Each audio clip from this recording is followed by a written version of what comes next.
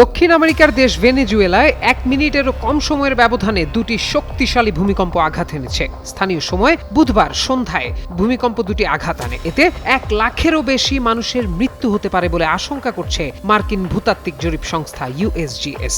সংবাদ মাধ্যম বিবিসি জানিয়েছে, প্রথম ভূমিকম্পটির মাত্রা ছিল ৭.২ এবং এর কেন্দ্রস্থল ছিল কারাবোবো অঙ্গরাজ্যে, রাজধানী কারাকাস থেকে প্রায় ২০ কিলোমিটার দূরে। এর মাত্র ৩৯ সেকেন্ড পরই আরও শক্তিশালী ৭.৫ মাত্রার দ্বিতীয় ভূমিকম্পটি আঘাত হানে বলে জানিয়েছে মার্কিন ভূতাত্ত্বিক জরিপ সংস্থা। তবে এখনো পর্যন্ত হতাহতের সঠিক সংখ্যা বা ক্ষয়ক্ষতির পূর্ণাঙ্গ চিত্র জানা যায়নি। তবে USGS এর মতে দ্বিতীয় প্রধান ভূমিকম্পটির ফলে ব্যাপক প্রাণহানি ও ক্ষয়ক্ষতির আশঙ্কা রয়েছে। এতে ১০,০০০-এরও বেশি মানুষের মৃত্যুর সংখ্যা ৪৪% এবং ১ লাখেরও বেশি মানুষের মৃত্যুর সংখ্যা ৩০% বলে জানা গেছে। বিবিসি জানায়, রাজধানী কারাকাসে প্রবল কম্পন অনুভূত হয়। এতে বিভিন্ন স্থাপনা ধসে পড়েছে, ব্যাহত হয়েছে জ্বালানি সরবরাহ।